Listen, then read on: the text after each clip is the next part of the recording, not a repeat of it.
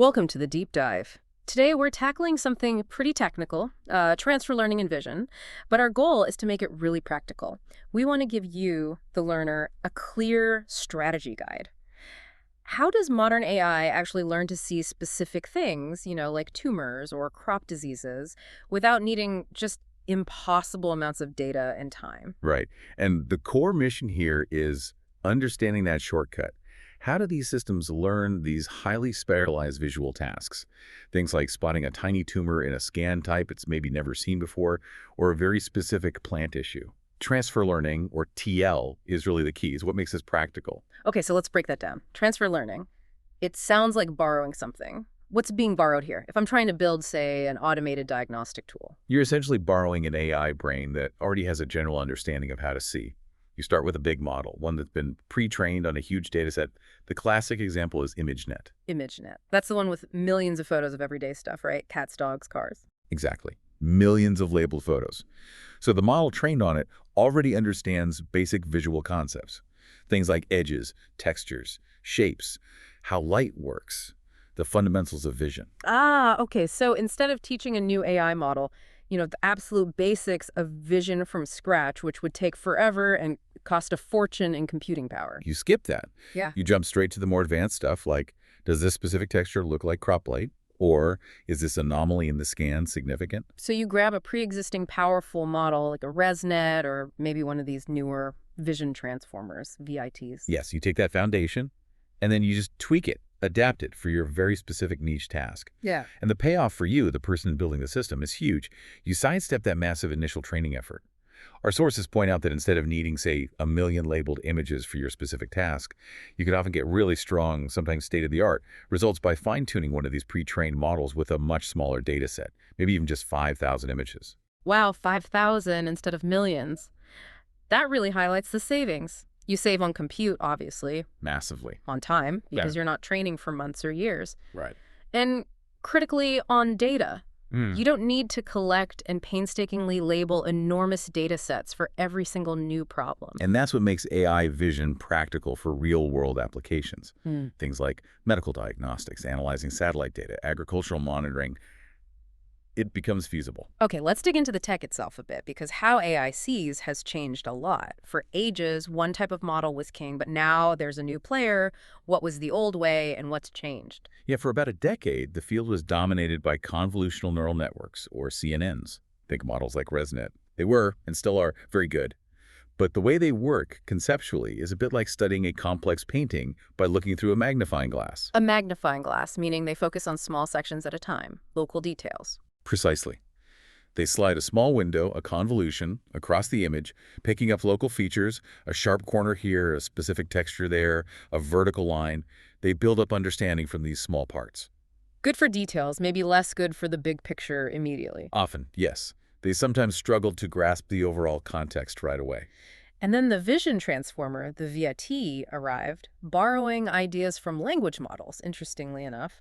How does a VIT approach an image? It's a different philosophy, more like stepping back to see the entire canvas at once. VITs start by breaking the image down into patches, sort of like mosaic tiles. Okay. Patches. But the key mechanism is called self-attention. This allows the model to weigh the importance of all the patches relative to each other simultaneously.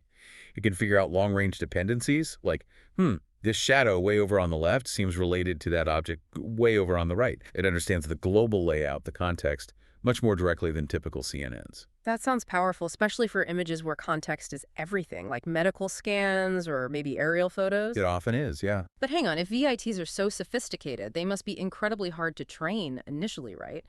Doesn't this just push the massive training cost onto the big labs, the Googles and OpenAIs? Are we just borrowing their homework, essentially? That's a really sharp point. And yes, you are absolutely borrowing their very expensive homework. Training a large foundational VIT from scratch takes, well, potentially millions, sometimes even billions of images and absolutely enormous computing clusters. It's just not feasible for most universities or companies or individual researchers. So without transfer learning. Without transfer learning, VITs would be largely inaccessible for practical, specialized tasks. TL is what makes leveraging their power actually possible. It's the only way for most people to get that state-of-the-art performance in their specific domain. Okay, so we've established why we borrow this powerful VIT brain. Now, how do we actually adapt it? What are the main techniques for teaching this generalist model our specific task, like identifying that crop light? Right, there's a kind of toolkit. The method you choose usually depends on how much specific data you have for your task and maybe how different your task is from the general photos it was trained on. The simplest approach is called feature extraction. Think of the VIT as having two parts: a big body, the backbone that understands general vision, and a small head on top that makes the final decision for a specific task. Like classification. Exactly. With feature extraction, you freeze the backbone. You lock it down, tell it don't change your general knowledge. Then you only train that small new head layer on your specific data, your tumor images or your leaf disease photos. So you just replace the final decision layer and train that. Pretty much. It's fast, doesn't need much data, and is very resource efficient. It's a great starting point. Okay, but what if my task is really different from ImageNet photos? Like I'm working with medical x-rays, which look nothing like pictures of cats and dogs. That's a high domain shift, right? And maybe I don't have many labeled x-rays yet. That's where things get interesting. This leads us to self-supervised pre-training. Techniques like MAE, masked autoencoders, or DINO. These are really clever. They let the model learn useful features from your unlabeled data first. Unlabeled. How does it learn without knowing what's what? It learns by prediction. For example, MAE takes one of your raw X-rays, randomly masks out big chunks of it, and then forces the model to predict the missing pieces. Like filling in the blanks. Exactly. To do that well, the model has to learn the typical structures, textures, and patterns within your specific type of data, the X-rays in this case. It learns the language of your domain before you even give it specific labels like tumor or no tumor. That is smart. Learn the general look first, then specialize. Right. Then, after this self-supervised phase, you do a normal fine-tuning step with your smaller labeled data set.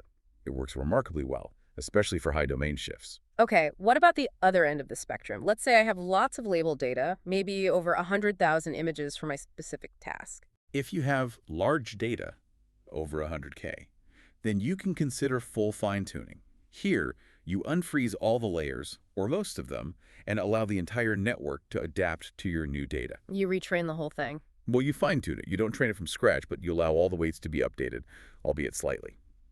You still need to be careful, usually using very small learning rates, but it allows the model to adapt most deeply. Now, back to constraints. What if I don't have a massive GPU cluster? I've got my standard research labs set up, or maybe I'm deploying on edge devices. Can I still use these huge, powerful VTs? Yes, and this is where another key innovation comes in: adapter-based transfer learning.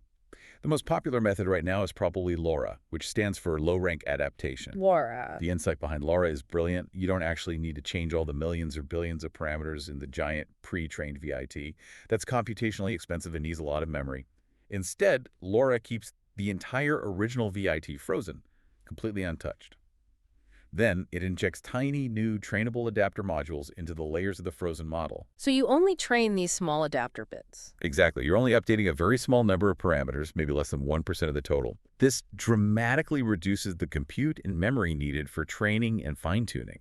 It makes using these huge models feasible on much more modest hardware. It's a fantastic resource hack, especially for high domain shifts, too. That's incredibly useful. So we have feature extraction, self-supervised learning, full fine-tuning, and these lightweight adapters like LoRA.